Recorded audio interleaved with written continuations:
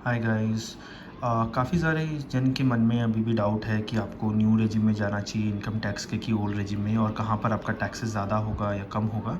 तो मैंने एक ये सिंपल सा टेबल प्रिपेयर किया आपके लिए, जिससे आपको 1 मिनट में क्लैरिफाई हो जाएगा या कि आपको कौन सा टैक्स रेजिम लेना चाहिए।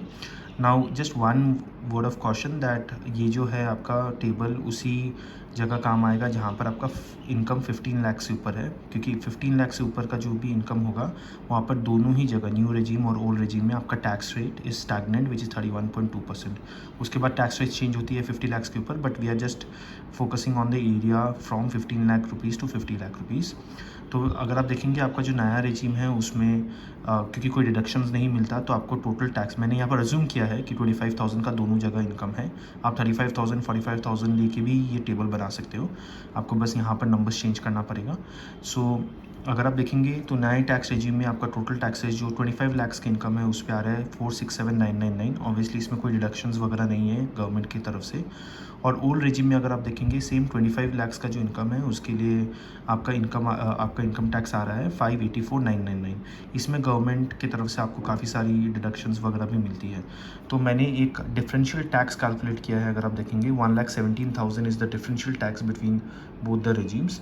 और अगर आप इसको जो बेस रेट है, हाईएस्ट रेट है 31.2%, उससे डिवाइड करेंगे तो आपका कितना टैक्सेबल इनकम का डिफरेंस है वो आ जाता है which is 3,75,000 rupees.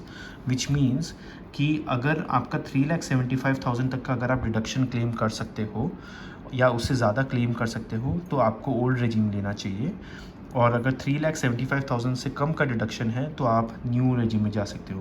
Now this deductions will include your HRA जो आप क्लेम करते हो, वो 80C 1,50,000 का जो आपको उसमें डिडक्शन मिलता है, 80D का जो डिडक्शंस मिलता है, और बहुत सारी 80G वगैरह का जो जो डिडक्शंस मिलता है वो आप टोटल कर सकते हो। और एक सिंपल स्ट्रेट जैकेट फार्मूला लगा सकते हो कि अगर टोटल डिडक्शंस जो आपको मिल रहा है वो 3,75,000 से ज़्यादा है तो आप लीजिए ओल्ड रेजिम, और 3,75,000 से अगर कम है तो आप जाइए नया रेजिम में।